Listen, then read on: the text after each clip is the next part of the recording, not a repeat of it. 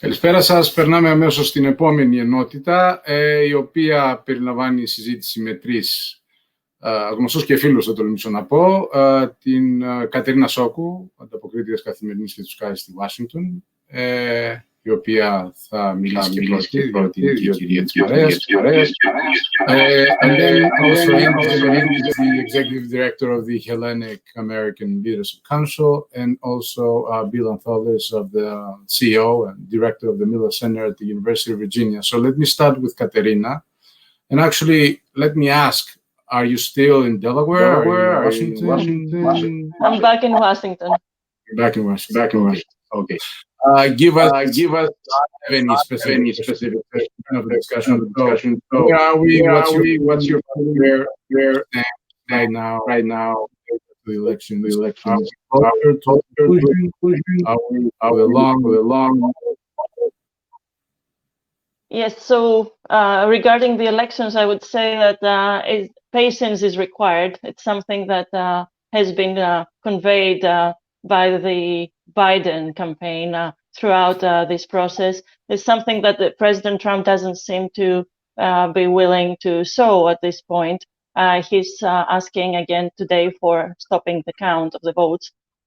So it's a very, I would say, even tense situation, but at the same time, we're seeing an active effort by the Democratic Party, at least, to be very engaged in the actual process of counting the votes.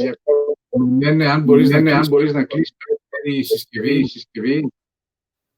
Να κλείσω. Τον ήχο από την δεύτερη συσκευή. Δεν έχω δεύτερη συσκευή. Του live.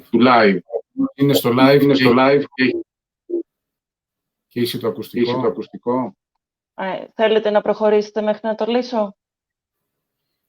Okay, let me move to Endy, another well-known personality in the Greek American community who is at the forefront of our issues not in Washington, in Chicago, but in the States. So what's your assessment, Endy, about where we are and where this process will go? Is it going to be just a couple of days, or are we looking in a situation where it will take weeks, if not months?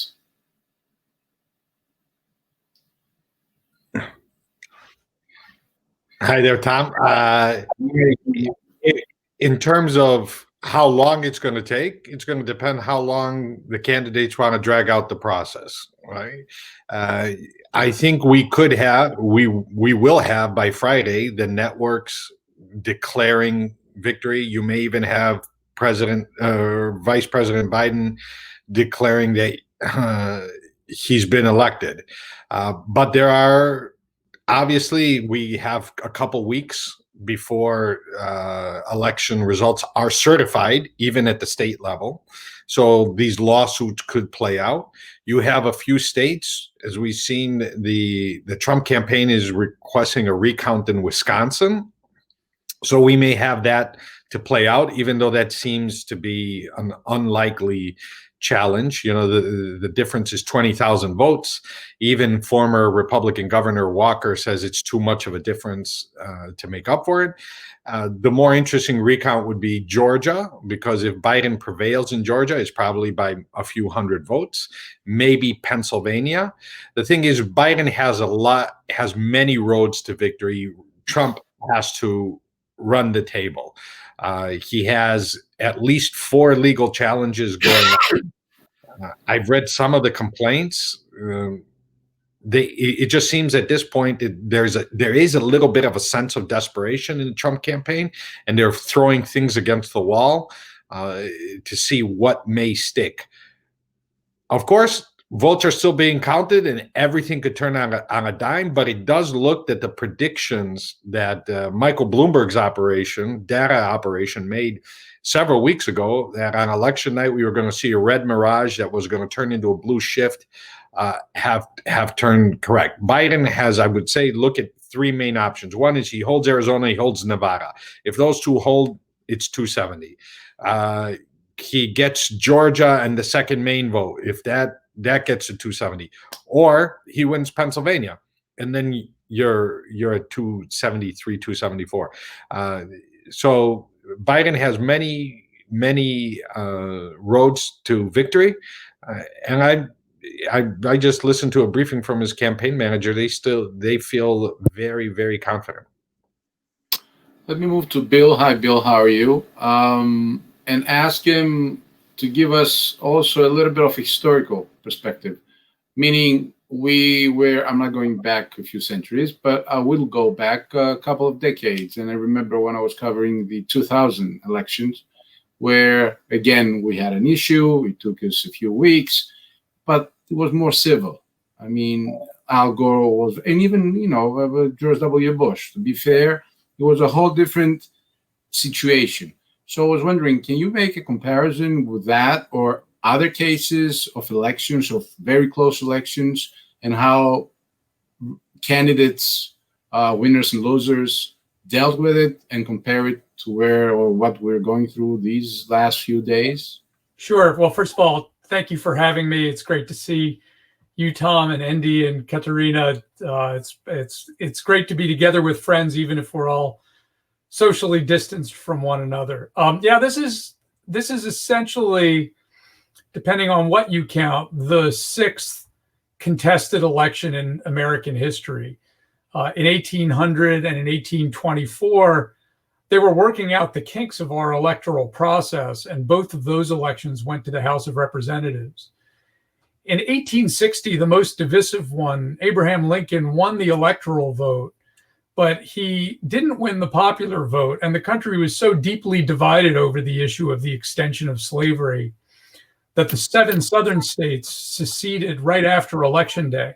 So if this period seems hostile, that was the worst. You had 7 different states, and then 4 after Inauguration Day seceded. 11 states seceded from the country, leading to the Civil War. In 1876, there were contested votes in 3 different states, and 4 different states, 3 states in the South and in the state of Oregon.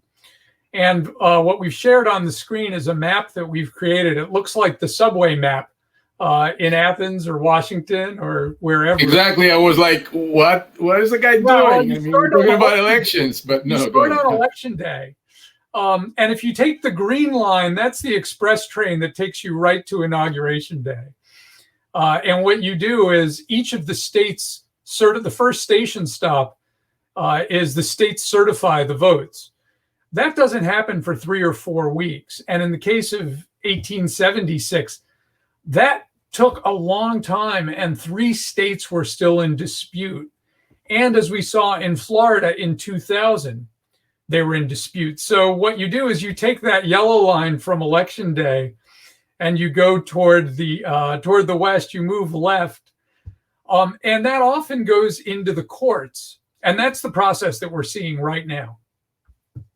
That process will work its way through state courts and maybe through federal courts. And we've already, before the election in this case, have already had a couple cases going to the federal courts on whether states, remember, states have their own election laws. Those laws were passed in the past. Legislatures today may be different than the legislatures then. And you may have legislatures that interpret the laws differently than the elected governor of a state, or in many cases, the courts are elected in the states. And so they may be at odds with one another about how to interpret election law. When you can count ballots, we have a human health crisis with the coronavirus. So does that give a governor discretion on implementing laws? Those things will get debated at the state level. They'll move through the courts, and they could go all the way to the Supreme Court. At any place along the way, if those cases are resolved and not appealed to the Supreme Court, they feed back into the certification process, either at the level where states certify them or directly into where the electoral votes are cast. That happens on December 14th. The votes are cast, and they're then submitted to Congress, and Congress can then get one more bite at the apple. And this has happened a few times before. And Congress has its own process for vetting what has happened in the Electoral College, including if Congress disagrees about some ballots, they then can take it to themselves for a vote if there's no majority of the Electoral College. So that's the process. Let me interrupt. By Congress, you mean the House, the Senate, or both? Great question. So if you go on our map here and you move to the east, the first thing that happens is both houses of Congress, the House and the Senate, have to certify the votes of the Electoral College. If any member in either house has an objection to any of the state's ballots cast, they go back into their chambers, debate and discuss those. They have to vote within their chambers. If their chamber accepts the objection, that is, chooses to not certify the votes, then there's a process to either go back to the state legislatures or just discard those votes. However, both houses of Congress have to agree to that. If there is no majority in the Electoral College, that is where the House of Representatives then has to take a vote. And they don't vote in a majority fashion where every member gets one vote. Each state delegation gets a vote. Here's the importance of that distinction. Right now, it's a huge difference. And the Democrats have a majority. But if you go by states, the Republicans will have a majority in the new Congress on January 6th when this takes place. However, it has to be a tie or no majority for the House of Representatives to have what we label there. You can see it's called a contingent election. That only happens if there's a tie or no majority. So there's only two ways that can happen right now. To get a tie, Georgia's delegation would have to go for Biden, but Biden would lose, and Trump's delegations, Trump would have to take Arizona, Nevada, and Pennsylvania. That would lead to 269, 269.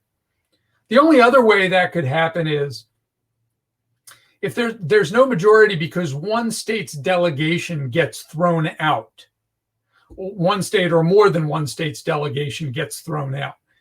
That is highly, highly unlikely to happen because you have to get objections in both houses that are approved in both houses.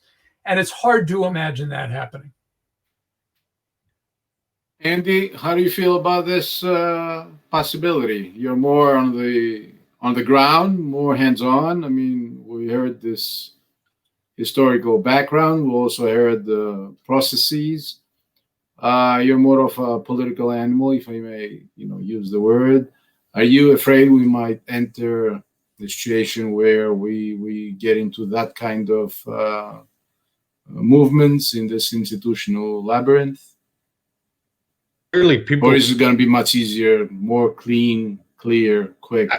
Listen, it may come down to Pennsylvania, not for the result, but to clear us from any, because Georgia could literally be few hundred votes difference.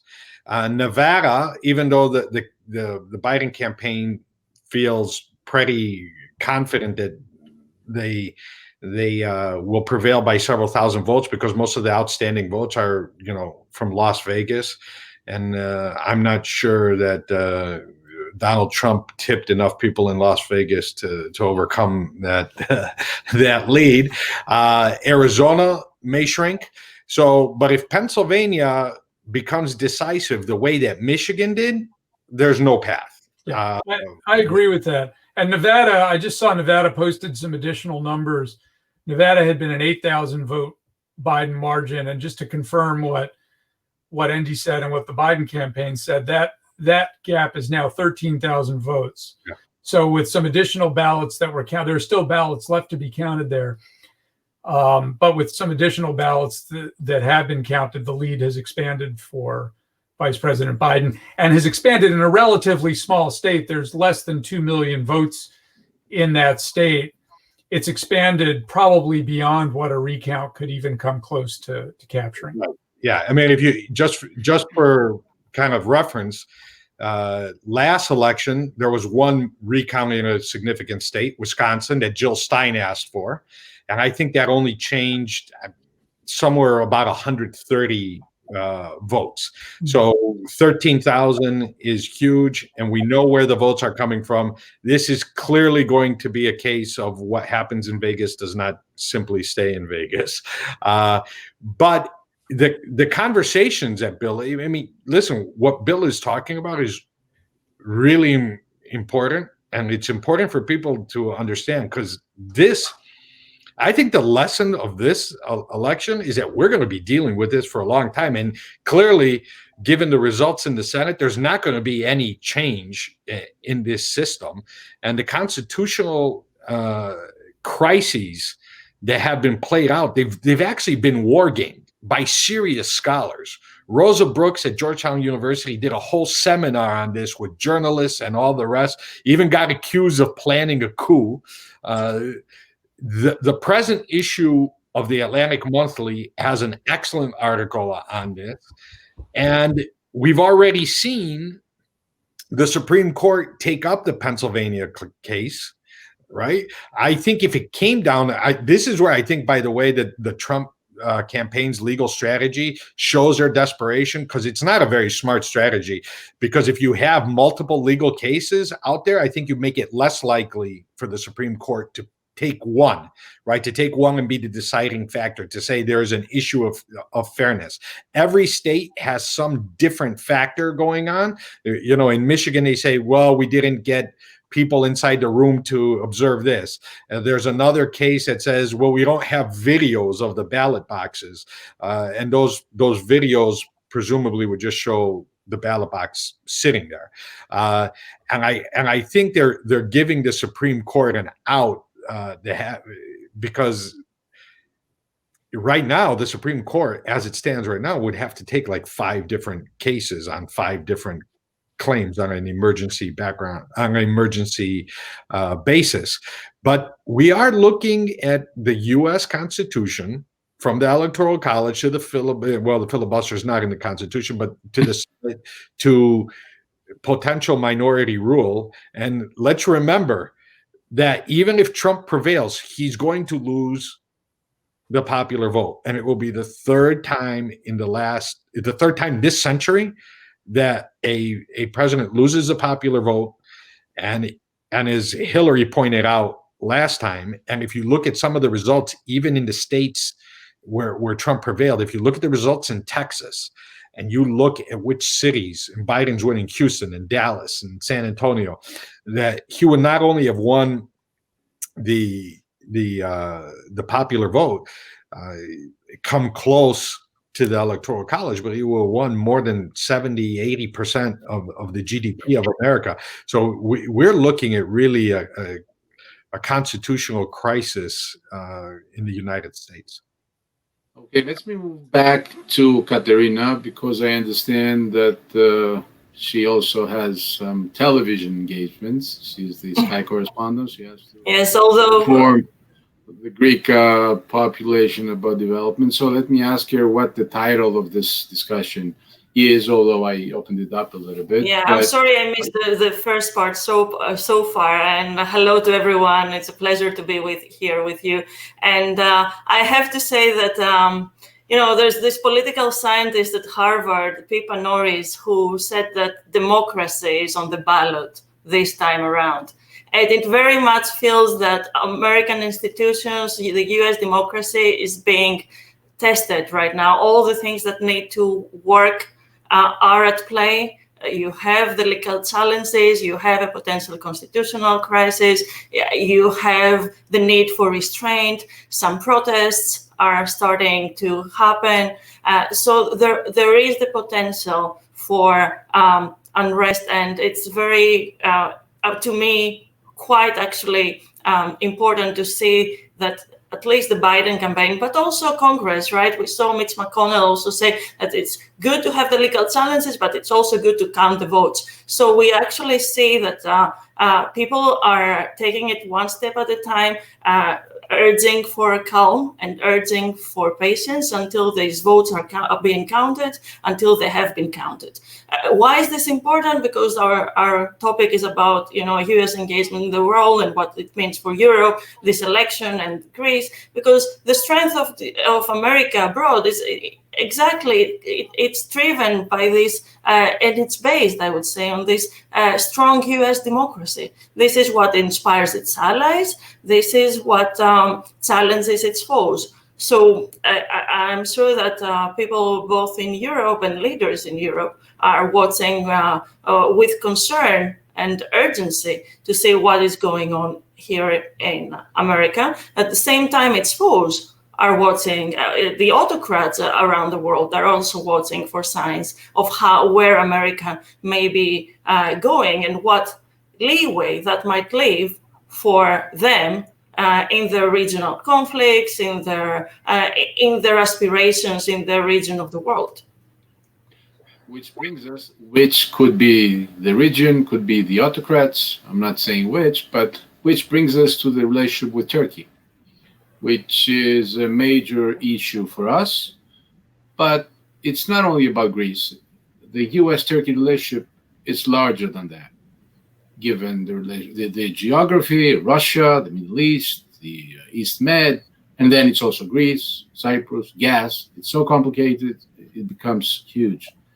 You are closer covering, meaning you cover the Biden campaign.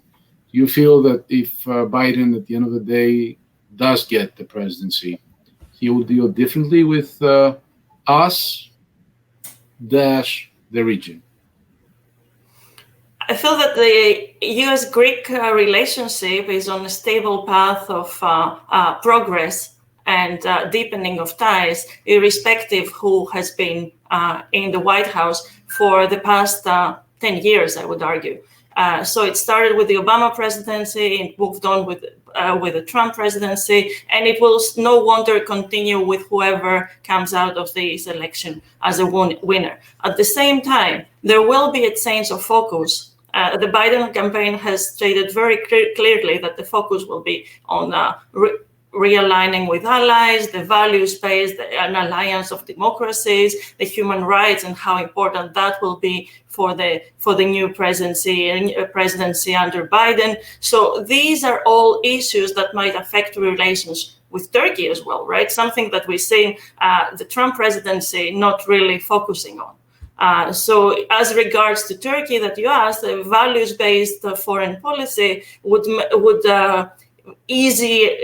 make it easier for the US to basically confront Turkey on the human rights issues, right? As to what it means for the region more broadly, this is still an open question, because if we see what's going on with the ties with Israel, for example, right, and the trilateral partnerships that we have been engaged in the region, what would a Biden presidency mean for relations between the US and Israel, and how would that affect the trilateral partnerships that have been a stabilizing factor in the region for the past few years at least, if relationships between Israel and the US sour a little bit under Biden, which I'm not arguing that this would be the case, but it would be something to watch. Same with our new allies in the region, right? Greece has been working more closely with Saudi Arabia, with Egypt as well. A values-based policy, and I would love to hear what Endy will have to say about that, for example, and Bill, of course, as well. A values-based policy of the US towards these parts of the world, how would that affect what we've already built in the region? I guess that's the journalist in me asking a question, right? So, Bill? Well, I want to hear what Endy has to say about this too, but I'll take a crack. First of all, I think Katerina has captured this really quite well. My own sense of the Biden team, people who I worked with in the Clinton administration, many of whom I worked with at Brookings, they do start with a certain perspective that has values very much integrated into it, but they see their values as consistent with interests, which is to work with partner democracies. In the European context, many of them have longstanding ties to Greece and personal friendships to Greece, but that's less important than the fact that I think they really see their number one priority as reestablishing the alliance with Europe. The alliance has been working reasonably well at a technical level. You see the career diplomats and the career national security officials, both in the Pentagon and military, but even in things like intelligence agencies, working as best they can with their professional counterparts. And at the policy level, many of the Trump political appointees have tried very hard to stick to that, while the president has worked in a very different way. And they found it their job to try to make peace between the bureaucracy and the president. Sometimes they throw their own bombshells and hand grenades at the bureaucracy on one issue or another. But as a general matter, it has been destabilizing because with respect to Europe as a group, the institutions, the bureaucracy wants to use Europe as the lever to work with Turkey, to work with Greece, and essentially to try to work against Turkey and its, let's just call it chaotic foreign policy. There's not a clear driving theme or strategy.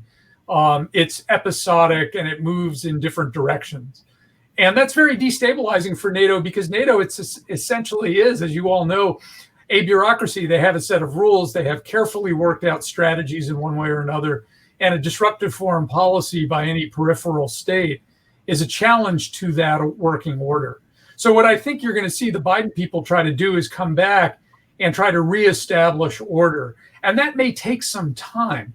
That's why I think you will see a president-elect or a President Biden working on trying to get some very overarching big themes, and in a hot flash moment, will try very hard to get the policy right. But you're going to see a period where the Biden administration will try to work really collaboratively with central NATO and EU allies on other economic issues and work through those to come up with a common policy toward Greece. I should be going to Endy, but I will not. I will return to Katerina because I think she has to be. That's right. Okay, are we? Let it. Okay, Endy, Yes. what's your opinion about that? You know, a return to, I mean, from last year, you heard Vice President Biden go to Munich and say, we will be back. So the question is, what does we will be back mean? I think it is also important to note, he's probably not going to have the Senate. Him not having the Senate is going to put a... Since you mentioned it just quickly, are we looking at 51-49 or? It depends. We still have probably 10 days to know what happens in North Carolina, right? And then depending on the results in Georgia, we'll know whether 1 or 2 seats go to runoff. So but in either case, the Democrats don't get even a 50-50. There is an outside shot. There is an outside 50-50 of 50-50 with Kamala Harris, a vice president, breaking. But nobody's betting on that right now. Munich conference. Let's go back. Sorry for interrupting. Just since you mentioned it. Back, there was a question on what kind of mandate he would have to make big changes. One thing we learned, there's no mandate for anything right now. Now, that might not mean anything because there wasn't necessarily a mandate for the president, but he did control all 3 parts of Capitol Hill and the White House 4 years ago. He's going to have to get to a consensus-based approach to govern and to get stuff done. When it comes to Turkey, this is a part of consensus on Capitol Hill. Bipartisan and bicameral. And I'll remind everybody about a year ago when the Armenian genocide debate was happening, and it was Senators Menendez and Cruz who kept going to the floor every day asking for a consensus vote.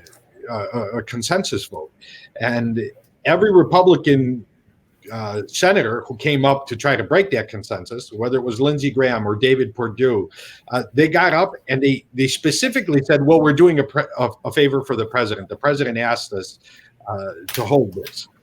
Well, if the president's not asking for that favor anymore, and there are certain legislative items that are proceeding right now that are going to be passed into law probably by the end of the year, and I'm talking about the Adam Kinzinger amendment to the National Defense Authorization Act that takes away the discretion from the president on imposing CAATSA sanctions. Turkey relations with Turkey are going to come to a head whether President Biden wants them or not, especially because the Senate is going to switch. We saw that Senator Risch was very strong when it came to cracking down on Erdogan, but seemed to be doing the president a favor and holding back. I'm not sure Senator Risch will do such a favor for the president, and Senator Menendez certainly is not going to let off on Erdogan. In terms of the other relationships like Israel that Katerina asked about, the Biden campaign, the Biden administration is going to have to regain trust and a working relationship with traditional allies, and I think needs to take advantage of alliances and partnerships that are building. So he knows that, and his team is pretty astute, and they know that the Abraham Accords really came together because of Iran. And I think that means he's going to be very cautious about how he goes back into something like the JCPOA, which is the Iran nuclear deal, under what terms, given a Republican Senate, given that it would fly in the face of these budding alliances.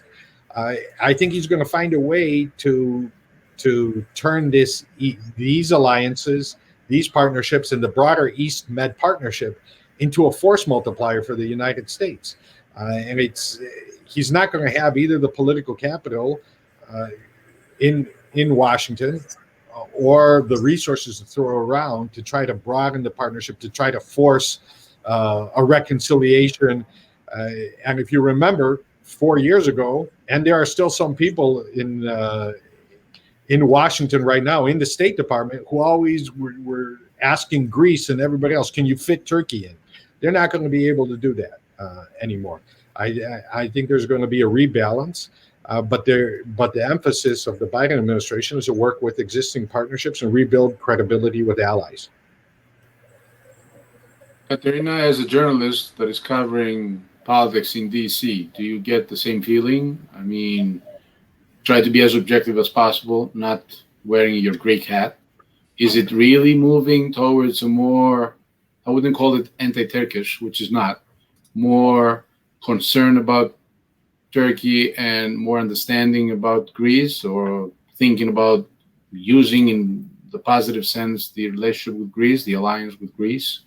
Yeah, for sure. First of all, let me say I'm very encouraged by what Endy just mentioned, because I was also concerned about what the Senate staying with the Republicans might mean for the Biden presidency, and whether that would mean he would have to be restrained in his foreign policy agenda, or whether he would have to be, or he can be the internationalist, the multilateralist that he wants to be. So that's a big question for me anyway. As regards to Turkey specifically, yes, certainly there's a change of atmosphere, if you will, in Washington, D.C. Everyone realizes that Turkey is currently a problem. I guess the question mark that still exists within the bureaucracy is, and I would imagine within the Biden team as well, is, and I can't get my Greek hat out of that while I'm saying that, because it is a concern for me as a Greek citizen, right? That they still think that Turkey is critical to the balance of power in the region, and of course within NATO, right? The whole idea of transatlantic partnership is based on NATO, and Turkey is in NATO, so it's not obviously in the European Union. So there's some internal tension there on how to deal with Turkey. There's some concern about how you deal with the Turkey that so that not to completely isolate it or turn it against the West. But even the people who have these concerns realize by now, I think, that the policy of engagement has some limits at some point, and that Turkey is reaching these limits with its current policies in the region. So I will be watching with great interest to see how the Biden campaign deals with Turkey, how it engages with it. I'm not 100% sure it will not try to engage with it. I think they will. Andy, will a Biden administration see Greece, and both Bill, but Andy is inside the, he's more of the, I don't know, down to the ground, the earth, and doing the stuff that has to be done. Will a Biden administration push Turkey, try to be nice to Turkey? Will they pressure with, the case of S-400s? It's not only Greece, of course.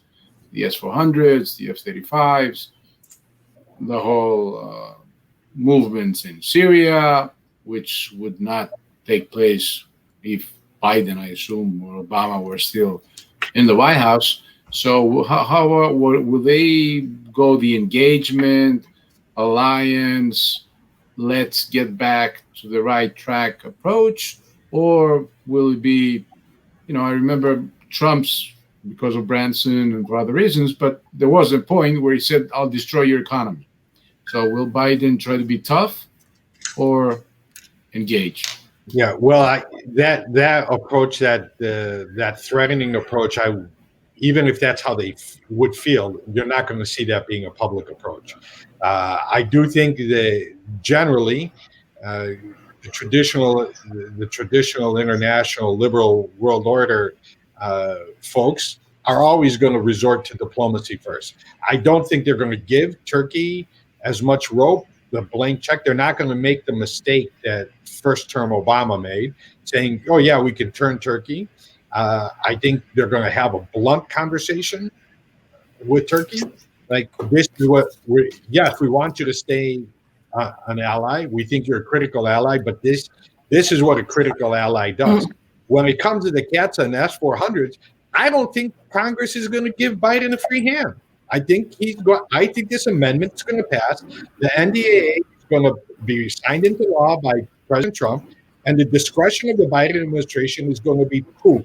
And within 30 days of being sworn in, he's going to have to impose some type of sanctions. Now, whether he imposes the most stringent sanctions, or does, when you talk about the case of Pastor Brunson had they sanctioned two minor ministers, right? Ones that weren't critical to foreign affairs, but that had an effect anyway. And that would be an early test. Does Biden pick minor sanctions like that, or more sectoral sanctions? Other tests will be, especially as we saw the Joe Biden campaign express itself over and over again on Hagia Sophia while President Trump himself was silent. Will they downgrade Turkey on the religious freedom reports? Will they make it a country of particular concern? So there will be some early opportunities and tests to see how tough they're going to get. And one last thing to tie it to what we just saw this week. There will be lessons that I think will affect early on even the foreign policy. People are what we learned in Miami-Dade, and this is a warning the Biden campaign got from several Cuban American Democrats, that the Cuban community in Florida wanted to hear how different they were going to be from Barack Obama on Cuba. And you didn't hear it. They didn't hear it. In fact, I think it was a huge gaffe and real mistake to send Barack Obama to campaign in Miami-Dade right before the election. I would have sent him anywhere but there. And as we saw, the numbers of Cubans came out in force. And you even saw, and this is not only in the presidential, look who beat Donna Shalala. Look, you had a Cuban American who ran, and they took the 2 congressional seats. And you're going to have people, whether it's Armenians or Greeks or Kurds, starting to band together to do something similar in another swing state in 2024. So there's going to be some political implications, maybe not across America, but as you saw, it's not even about winning a congressional district or winning Miami-Dade. It's about holding Joe Biden to less than Hillary Clinton's margin of victory. Thank you, Andy. I'm told that we have to finish up, so let me give the floor for 30 seconds to Bill to just give us your thoughts on the next few hours and days. What happens in the domestic political scene tonight and tomorrow or Saturday? What are we expecting? Sure. Well, let me start by saying also how it, I'll include in that also how it relates to Greece.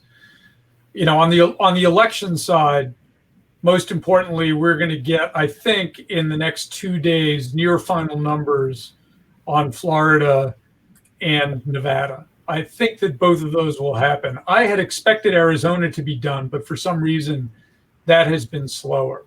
We may also get final numbers on Georgia. All it takes is Pennsylvania to put Biden over the top, but Pennsylvania and Nevada would be bulletproof. I mean, Pennsylvania would take him to 273. Pennsylvania and Nevada would take him to 279. So I think once that happens, then the Trump people are in a very, very much in the legal litigation world. And that is a 2 or 3 week period. But what you will see during that period, I think quite similar to what Bush 43 did in Florida, is a president-elect Biden will essentially declare victory and announce his transition team. And so he's going to start announcing who are the central people, especially on the foreign policy side, who's his national security advisor, who's his secretary of state, who's his CIA director, secretary of defense. Those are really important positions, particularly as it relates to Europe, the Eastern Mediterranean, Greece in particular. So I would be watching for that. I expect you could start seeing those cabinet members being named by the middle of next week, as soon as that. They'll all start working more broadly on the transition, and there you won't see them laying out policy ideas so much, but what you will see them and hear them doing is laying out the themes that will animate the first 100 days in the first year of the administration. Potentially, you won't hear this from Vice President Biden or President-elect Biden, but you will hear some of those officials off the record talking about early trips that he might make, early priorities. Is he going to prioritize a climate deal? Is he going to prioritize going back on the Iran nuclear negotiations? And all of those things affect relations in Greece.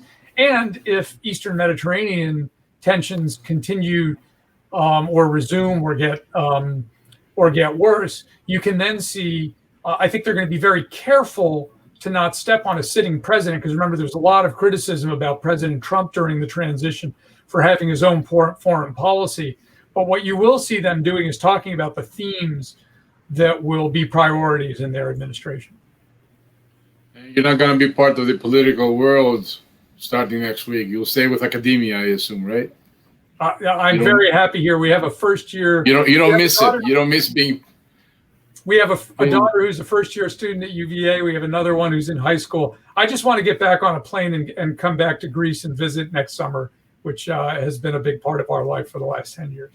Let's hope the pandemic will allow that. So, guys, thank you very much. Katerina, go back to work, and thank you very much for your contribution. Andy, the same to you. Bill, same to you. Ladies and gentlemen, thank you very much, and we're moving shortly to the next segment.